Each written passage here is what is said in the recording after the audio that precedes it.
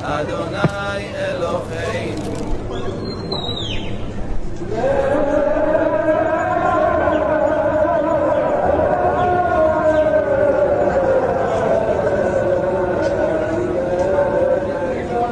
Sepanjang sejarah manusia, tidak ada satu kaum pun yang dikisahkan sedalam, sekritis, dan sekomprehensif Bani Israel. Mereka adalah kaum yang pernah dipilih oleh Allah, kaum yang menyaksikan mukjizat terbesar, dan menerima kitab suci secara langsung dari langit. Namun, mereka juga menjadi kaum yang paling sering melanggar janji, kaum yang membunuh para nabi dan menebar kerusakan di muka bumi. Dari padang gurun Sinai ke lorong-lorong Madinah hingga konflik panas di Al-Quds hari ini, jejak Bani Israel adalah cermin sejarah yang menjadi kunci untuk memahami alur waktu ilahi. Siapakah sebenarnya mereka? Mengapa Allah dalam Al-Quran begitu keras mencela perbuatan mereka, namun juga memuliakan nenek moyang mereka? Dan benarkah kisah mereka adalah penentu babak akhir zaman yang kini semakin mendekat? Inilah kisah perjanjian dan kutukan, sebuah perjalanan dari Nabi Ibrahim hingga ramalan akhir zaman. Saksikan kisahnya dalam The Covenant and the Cursed, Bani Israel dalam cermin Al-Quran dan sejarah Islam. Namun, sebelum kita selami sejarah yang akan mengubah pandangan Anda, bantu kami menyebarkan pelajaran penting ini. Klik like jika Anda merasakan relevansi kisah ini, subscribe untuk tidak ketinggalan babak selanjutnya, dan tinggalkan komentar dengan satu kata kunci yang Anda ketahui tentang Bani Israel. Mari kita mulai.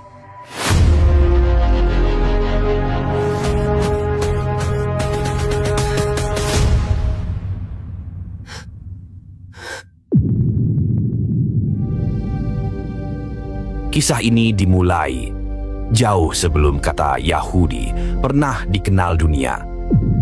Akar mereka tertanam pada sosok agung Nabi Ibrahim alaihissalam, bapak para nabi, yang diutus Allah untuk menyeru manusia agar hanya menyembah satu Tuhan di tengah bangsa Babilonia yang tenggelam dalam penyembahan berhala. Dari Ibrahim lahirlah dua putra, Ismail, moyang bangsa Arab, dan Ishak, yang kelak menjadi moyang Bani Israel. Allah berfirman dalam surah Al-Ankabut ayat 27, "Dan kami telah menganugerahkan kepada Ibrahim, Ishak, dan Yakub, dan kami jadikan kenabian dan kitab pada keturunannya. Kami berikan kepadanya balasan di dunia, dan sesungguhnya di akhirat ia termasuk orang-orang yang saleh." Dari Ishak lahirlah Yakub alaihissalam. Beliau adalah tokoh penting karena dalam Islam Yakub memiliki gelar mulia, Israel, yang berarti hamba Allah atau pilihan Allah.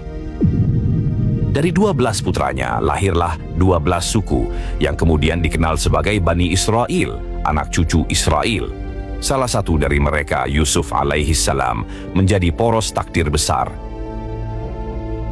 Lewat ujian dan kemuliaan yang luar biasa, Allah mengangkatnya menjadi Menteri Keuangan Mesir.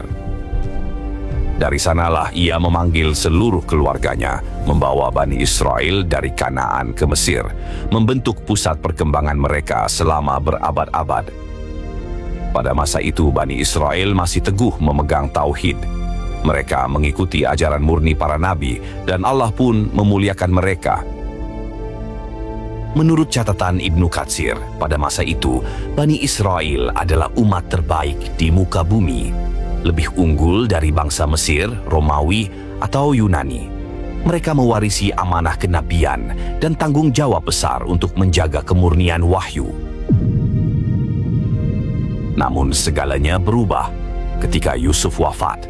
Mesir berganti rezim dan penguasa baru yang bergelar Firaun melihat Bani Israel bukan lagi sebagai kaum mulia, melainkan ancaman.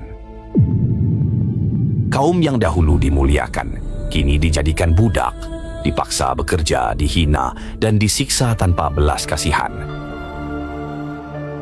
Namun, di tengah keputusasaan itu, Allah telah menyiapkan seorang penyelamat.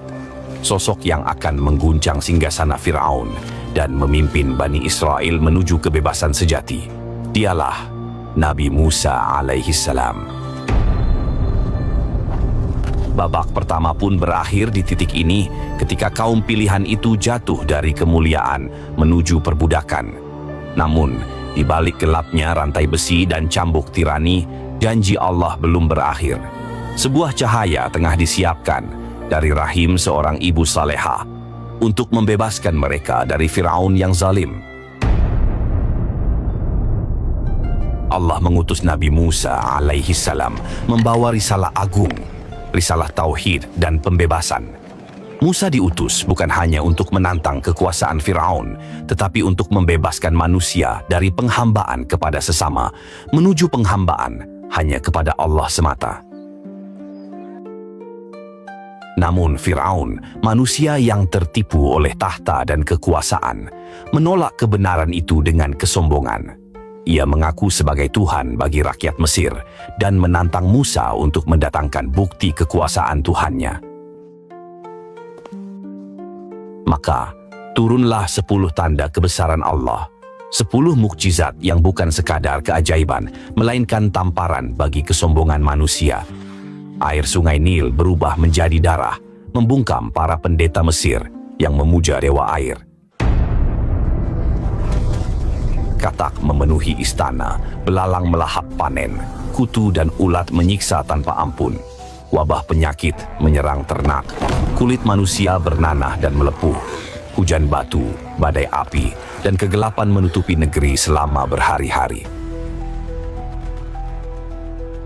Namun setiap kali bencana diangkat, Firaun kembali ingkar, menuduh semua itu sihir semata. Hingga tibalah malam terakhir, malam di mana setiap anak sulung Mesir, termasuk anak Firaun sendiri, meninggal secara serentak. Sementara rumah Bani Israel tetap aman, dilindungi oleh tanda yang Allah perintahkan. Malam itu, Firaun kalah. Dengan penuh amarah dan ketakutan, ia membiarkan Musa dan kaumnya pergi. Bani Israel pun meninggalkan Mesir dengan tergesa-gesa, meninggalkan masa perbudakan untuk menyongsong kebebasan. Hari itu dikenal sebagai Hari Penyelamatan Agung. Namun Firaun tidak berhenti di situ. Ia menyesal telah melepaskan mereka dan memimpin pasukannya untuk mengejar. Ketika dua kelompok itu berhadapan di tepi Laut Merah, Bani Israel gemetar ketakutan. Namun Musa berkata dengan penuh keyakinan, "Sekali-kali tidak. Sesungguhnya Tuhanku bersamaku. Dia akan memberi petunjuk kepadaku." Maka terbelahlah laut itu. Air yang perkasa berdiri tegak seperti dinding di kanan dan kiri, membuka jalan kering bagi Bani Israel. Begitu mereka menyeberang, Firaun dan tentaranya ikut mengejar, dan laut pun kembali menutup, menelan mereka semua. Air menjadi saksi atas tenggelamnya sang penguasa sombong. Inilah akhir dari tirani dan bukti nyata janji Allah. Namun kebebasan bukan berarti ketaatan. Setelah Firaun binasa di laut, Bani Israel menyaksikan sendiri bagaimana Allah menundukkan lautan demi mereka. Tapi mengapa manusia begitu cepat lupa pada nikmat, padahal baru saja diselamatkan dari kehinaan dan perbudakan? Di tengah perjalanan panjang mereka di padang pasir yang tandus, Allah menurunkan manna dan salwa, makanan dari langit sebagai bukti kasih dan pemeliharaannya. Manna adalah manisan lembut seperti madu yang turun bersama embun pagi, dan salwa adalah burung puyuh yang datang dengan mudah ke perkemahan mereka. Itu adalah rezeki surgawi, makanan tanpa usaha, pemberian langsung dari Tuhan agar mereka belajar bersyukur dan bergantung hanya kepadanya. Namun manusia yang hatinya belum bersih dari penyakit Mesir kembali menunjukkan tabiat lamanya. Mereka mengeluh, bosan dengan nikmat yang sempurna. Mereka berkata, "Wahai Musa, kami tidak tahan dengan satu jenis makanan saja. Mintalah kepada Tuhanmu agar ia keluarkan bagi kami sayur mayur, bawang dan kacang, seperti yang dahulu kami miliki di Mesir." Nikmat surgawi pun tak lagi mereka syukuri. Padahal manna dan salwa bukan sekadar makanan, melainkan ujian. Apakah mereka akan bersyukur atau kembali terikat oleh selera dunia yang dulu menjerat mereka dalam perbudakan? Maka tibalah saat Allah memanggil Musa alaihi salam menaiki Gunung Sinai untuk menerima wahyu agung, Taurat, kitab yang berisi hukum, petunjuk, dan cahaya kebenaran. Namun selama 40 hari Nabi Musa berada di Gunung Sinai, kaumnya kembali tergelincir ke dalam kegelapan lama. Dipimpin oleh seorang bernama Samiri, mereka mencetak patung anak sapi dari emas dan menundukkan kepala untuk menyembahnya. Sebuah pengkhianatan spiritual yang mengoyak janji tauhid. Rantai perbudakan memang telah lepas, tetapi rantai hati mereka masih terikat pada berhala dunia. Ketika Musa kembali dan menyaksikan pemandangan itu, kemurkaan pun menyala. Lauh-lauh Taurat dilemparkannya, dan dengan suara penuh getar ia berkata, "Alangkah buruknya perbuatan kalian setelah aku tinggalkan." Namun ujian belum berakhir. Ketika Allah memerintahkan mereka untuk memasuki tanah suci, mereka kembali ragu, takut menghadapi penduduknya yang perkasa. Dengan sombong mereka berkata, "Wahai Musa, pergilah engkau bersama Tuhanmu dan berperanglah, sementara kami akan duduk di sini." Ucapan itu menjadi noda hitam dalam sejarah mereka, simbol dari keangkuhan yang menolak janji Allah. Sebagai hukuman, mereka dibiarkan tersesat 40 tahun lamanya, mengembara di padang pasir tanpa arah. 40 tahun telah berlalu, gurun pasir menjadi saksi atas generasi yang hilang. Generasi yang menyaksikan mukjizat, namun menolak untuk tunduk. Di bawah panas matahari dan dinginnya malam, padang tandus, satu demi satu mereka gugur, meninggalkan hanya jejak debu dan kenangan tentang ketidaktaatan. Namun dari penderitaan itu, Allah menumbuhkan generasi baru. Generasi yang lahir dari kesabaran, yang tidak mengenal perbudakan Mesir, melainkan hanya mengenal Tuhannya dan janjinya. Dan ketika waktu yang dijanjikan tiba, tirai sejarah pun terbuka pada babak baru. Generasi baru Bani Israel kini diizinkan Allah memasuki tanah suci, Kanaan. Dipimpin oleh Yusha bin Nun, murid setia Nabi Musa, mereka melangkah menapaki tanah yang dulu hanya mereka dengar dalam doa. Dari sini, kisah perjuangan baru dimulai. Babak tentang ujian kekuasaan, kenabian, dan kesetiaan terhadap janji Allah. Di bawah Yusha, mereka menegakkan kembali hukum Allah dan menapaki era baru, masa kebangkitan spiritual dan militer setelah berabad-abad terpuruk. Tanah yang dulu dijanjikan kini menjadi saksi lahirnya bangsa yang kembali memegang syariat Taurat. Namun perjalanan mereka tidak mudah. Bangsa-bangsa di sekeliling Kanaan menjadi musuh yang tangguh. Maka Allah mengangkat para nabi dan pemimpin untuk membimbing dan mempersatukan mereka. Sampai pada satu masa ketika Bani Israel kembali melemah dan terpecah, Allah memilih seorang raja bernama Talut. Dalam tradisi barat dikenal sebagai Saul. Ia bukan dari kalangan bangsawan, tapi dipilih karena keimanan dan keberaniannya.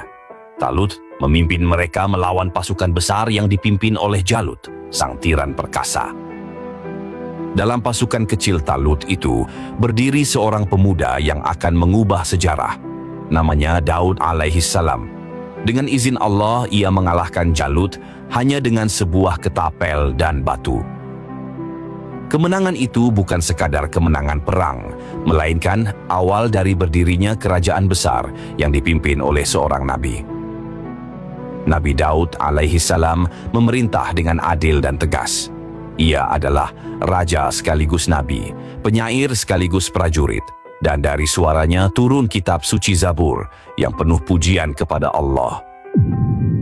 Di bawah kepemimpinan Daud, Bani Israel mencapai stabilitas dan persatuan.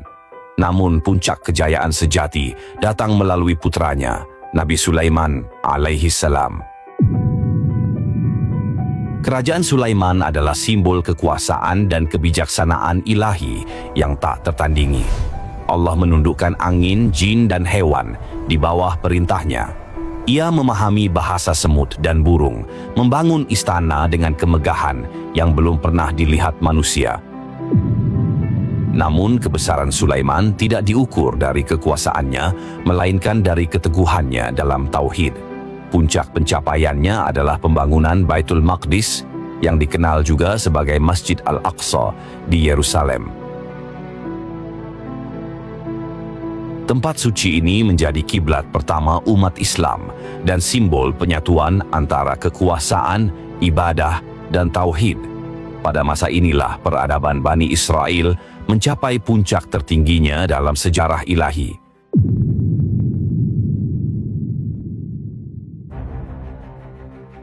Namun sejarah selalu berulang. Ketika kenabian berakhir, kesombongan mulai tumbuh.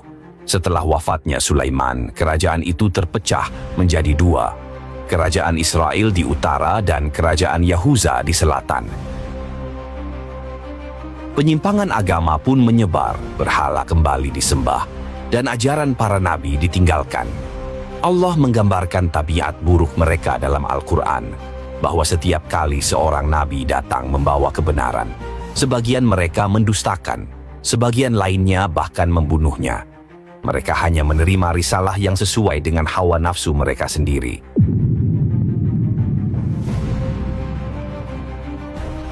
Maka turunnya azab bukanlah tanpa sebab. Mereka membunuh Nabi Zakaria, menyembelih Nabi Yahya, dan menolak kebenaran yang dibawa oleh Nabi Isa setelahnya.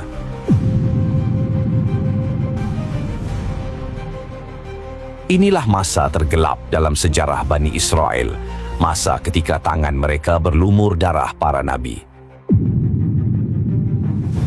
Sebagai hukuman, Allah menimpakan kehancuran yang telah lama diperingatkan dalam Taurat. Datanglah bangsa Babilonia di bawah Nebukadnezar. Pada tahun 586 sebelum Masehi, mereka menghancurkan Baitul Maqdis hingga rata dengan tanah. Puluhan ribu orang dibunuh dan sisanya diusir, diperbudak, serta dibuang ke Babilonia. Itulah diaspora pertama, awal mula penderitaan panjang kaum yang dulu pernah menjadi bangsa pilihan. Mereka kehilangan tanah, rumah ibadah, dan kedaulatan. Para ulama menafsirkan tragedi ini sebagai realitas hukuman Allah atas kesombongan dan kerusakan yang mereka buat di bumi. Sebagaimana tersirat dalam surah Al-Isra ayat 4-5, Allah telah menulis dalam kitab bahwa mereka akan membuat kerusakan besar 2 kali di muka bumi. Dan setiap kali mereka berbuat kerusakan, akan datang suatu kaum yang Allah kirim untuk menghancurkan mereka sebagai peringatan.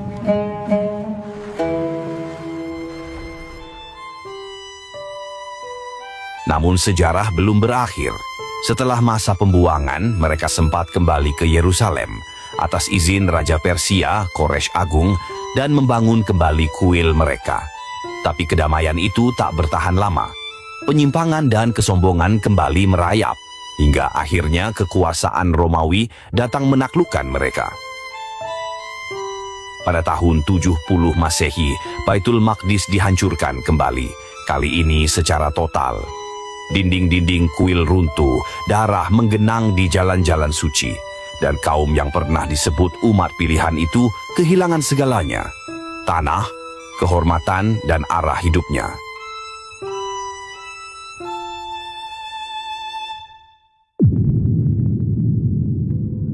Dari reruntuhan itu dimulailah masa kelam yang dikenal sebagai diaspora kedua, penyebaran besar-besaran Bani Israel ke seluruh penjuru dunia.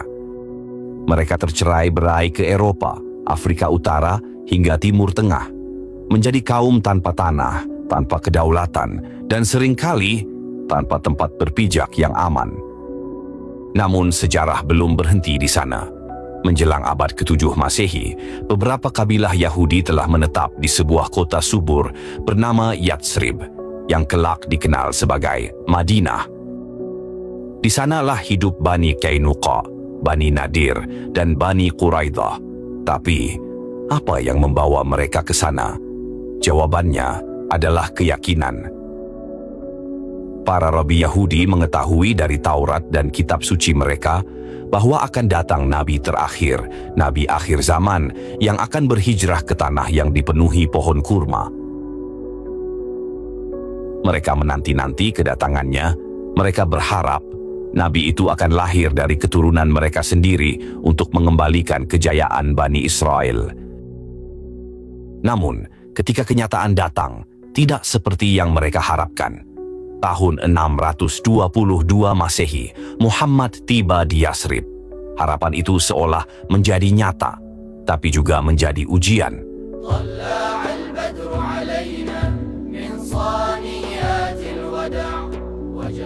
Awalnya, kaum muslimin dan kabilah Yahudi hidup berdampingan dalam damai. Sebuah perjanjian pun dibuat, Piagam Madinah, yang menjamin hak dan tanggung jawab bersama. Namun, penantian panjang itu segera berubah menjadi penolakan. Al-Quran menggambarkan bahwa mereka mengenali Nabi Muhammad sebagaimana mereka mengenali anak-anak mereka sendiri. Namun, kesombongan dan rasa superioritas rasial membuat mereka menolak kebenaran itu. Mereka ingin nabi terakhir berasal dari Bani Israel, bukan dari keturunan Ismail, bukan dari bangsa Arab. Penolakan itu tumbuh menjadi pengkhianatan. Satu persatu, kabilah Yahudi di Madinah melanggar Piagam Madinah. Bani Qainuqa diusir karena memulai permusuhan dan melecehkan seorang muslimah di pasar. Bani Nadir diusir karena bersekongkol dan berencana membunuh Nabi Muhammad. Dan yang paling kelam, Bani Quraidah, mereka berkhianat dalam perang Khandaq. Ketika Madinah dikepung oleh pasukan musyrik, mereka justru membuka pintu bagi musuh. Pengkhianatan yang hampir menghancurkan umat Islam di awal berdirinya. Konflik di Madinah inilah yang menetapkan pola hubungan antara Yahudi dan Muslim hingga hari ini. Bukan sekadar konflik politik, tapi konflik keyakinan. Pertentangan antara kebenaran wahyu dan kesombongan keturunan. Al-Quran menegaskan bahwa permusuhan kaum Yahudi terhadap umat Islam adalah yang paling keras. Semua berakar pada penolakan terhadap kenabian terakhir dan syariat baru yang menghapus kedudukan istimewa lama. Setelah penaklukan Khaybar dan pengusiran kabilah-kabilah pengkhianat dari Jazirah Arab, nasib Bani Israel pun berubah lagi. Mereka hidup di bawah kekuasaan Islam sebagai kaum zimmah, dengan hak perlindungan, tapi juga batasan. Sebuah babak yang penuh ironi, kaum yang pernah menjadi penerima wahyu, kini hidup di bawah hukum wahyu baru. Sementara janji lama mereka perlahan lenyap di balik bayang-bayang sejarah. Mayoritas Bani Israel kini hidup tersebar di bawah kekuasaan kekhalifahan Islam. Di bawah sistem ini, mereka diperbolehkan mempraktikkan agama, menjalankan hukum internal mereka, serta berperan dalam perdagangan dan pemerintahan. Asalkan mereka membayar jizyah, pajak perlindungan yang menandai tunduknya mereka di bawah hukum Islam. Ini bukan masa tanpa gesekan, namun dibandingkan dengan perlakuan dunia lain, periode di bawah kekuasaan Islam justru menjadi masa terbaik dalam sejarah mereka. Sejarawan menyebutnya sebagai masa keemasan Yahudi. Di pusat-pusat peradaban Islam seperti Baghdad, Kairo, dan terutama Al-Andalus, Spanyol Islam, para sarjana Yahudi menjadi filsuf, tabib, dan penasehat istana. Mereka berkontribusi besar dalam perkembangan ilmu pengetahuan, filsafat, dan budaya. Namun di sisi lain dunia, nasib saudara-saudara mereka di Eropa justru jauh lebih kelam. Kebencian terhadap Yahudi atau antisemitisme tumbuh subur di dalam teologi Kristen Eropa. Dari Inggris, Prancis, hingga Spanyol, mereka diusir, disiksa, dan dipaksa hidup terpisah di ghetto. Puncaknya adalah Inkuisisi Spanyol, ketika ribuan orang Yahudi dipaksa memeluk agama lain atau dibunuh dengan kejam. Tekanan demi tekanan inilah yang pada akhir abad ke-19 menyalakan sebuah gerakan baru. Gerakan yang akan mengubah wajah dunia modern, gerakan Zionisme. Dipelopori oleh Theodor Herzl dan tokoh-tokoh Yahudi Eropa lainnya, Zionisme bertujuan mendirikan sebuah negara kebangsaan Yahudi di tanah yang mereka sebut, tanah yang dijanjikan, Palestina. Sebuah wilayah yang saat itu masih menjadi bagian dari Kekaisaran Utsmaniyah.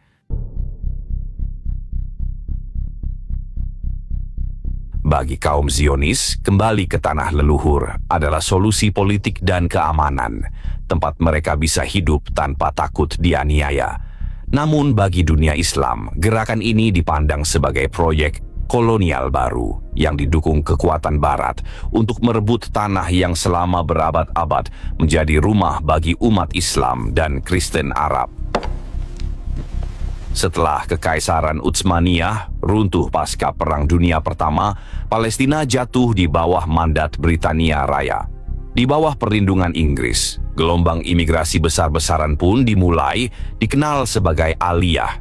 Ribuan orang Yahudi dari Eropa datang dan menetap di tanah yang sama, memicu ketegangan sosial dan bentrokan dengan penduduk Arab Palestina. Hingga akhirnya, tahun 1948, sejarah memasuki babak yang menentukan. Mandat Britania berakhir, dan di atas tanah Palestina, negara Israel resmi dideklarasikan. Bagi dunia Barat, ini disebut kebangkitan bangsa Yahudi. Namun bagi umat Islam dan bagi rakyat Palestina, ini disebut An-Nakbah, bencana besar. Ratusan ribu penduduk Palestina diusir dari rumah mereka, tanah mereka direbut, dan kota suci Al-Quds kembali menjadi pusat luka sejarah. Sebagian ulama dan mufasir kontemporer melihat peristiwa ini sebagai penggenapan nubuat dalam Al-Quran tentang kerusakan kedua yang dilakukan oleh Bani Israel dan janji Allah untuk menghukum mereka setelah itu. Terlepas dari penafsiran eskatologisnya, secara politik, inilah titik balik besar, awal dari konflik global yang hingga kini belum menemukan akhirnya. Sebuah konflik yang berakar pada janji ilahi yang disalahpahami dan pada perebutan abadi atas sepetak tanah suci, tempat di mana langit dan bumi seolah saling bersentuhan. Sejak saat itu dunia menyaksikan konsekuensi dari An-Nakbah, pendirian negara Israel, sebuah peristiwa yang menutup babak panjang diaspora mereka, namun sekaligus membuka lembaran konflik terpanjang dan paling rumit dalam sejarah modern. Konflik ini bukan sekadar sengketa wilayah, bukan semata perebutan tanah atau kekuasaan. Dalam pandangan Islam, ini adalah pertarungan ideologi yang berakar dalam sejarah para nabi.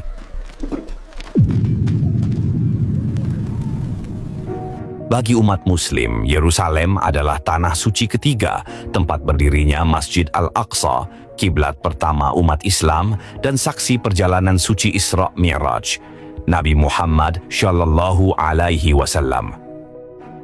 Namun bagi kaum Yahudi, lokasi yang sama diyakini sebagai tempat berdirinya Temple Mount, kuil suci yang harus mereka dirikan kembali sebagai lambang kebangkitan spiritual dan nasional mereka.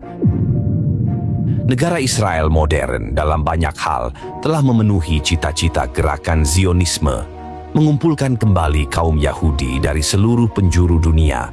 Namun, para ulama Islam mengingatkan bahwa pengumpulan ini mungkin bukan kemenangan sejati, melainkan tanda menuju babak akhir nubuat ilahi. Dalam ilmu eskatologi Islam, kajian tentang akhir zaman, kaum Yahudi memiliki peran sentral dalam peristiwa besar yang akan mengguncang dunia.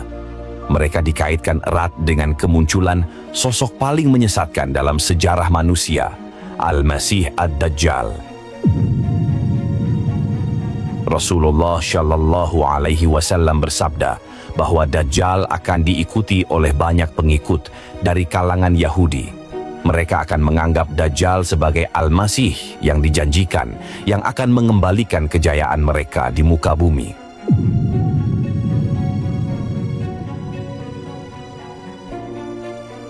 Namun, penantian itu adalah penantian yang keliru, fitnah yang paling besar dalam sejarah manusia. Hingga akhirnya konflik ini akan mencapai puncaknya dengan turunnya Nabi Isa alaihissalam, Yesus Kristus dalam keyakinan Kristen, yang oleh Bani Israel dahulu ditolak dan dituduh dusta. Beliau akan turun kembali ke bumi, memimpin umat muslim, dan menghancurkan Dajjal beserta tentaranya. Dalam hadis yang diriwayatkan Imam Muslim, Rasulullah Shallallahu Alaihi Wasallam bersabda, "Batu dan pohon akan berkata, 'Wahai Muslim, wahai hamba Allah, di belakangku ada orang Yahudi, kemarilah dan bunuhlah dia.'" Hadis riwayat Muslim. Hadis ini bukan sekadar tentang peperangan, tetapi simbol dari kebenaran ilahi yang akhirnya menyingkap segalanya. Permusuhan yang dahulu dimulai di Madinah akan menemukan ujungnya di akhir zaman, di bawah langit yang sama, di tanah para nabi. Dan di sanalah kita belajar satu hal besar dari sejarah Bani Israel, bahwa hak istimewa adalah ujian, bahwa amanah kenabian bukan warisan darah, melainkan warisan iman dan ketaatan. Ketika tauhid diganti dengan kesombongan dan kebenaran ditukar dengan cinta dunia, maka nikmat berubah menjadi laknat.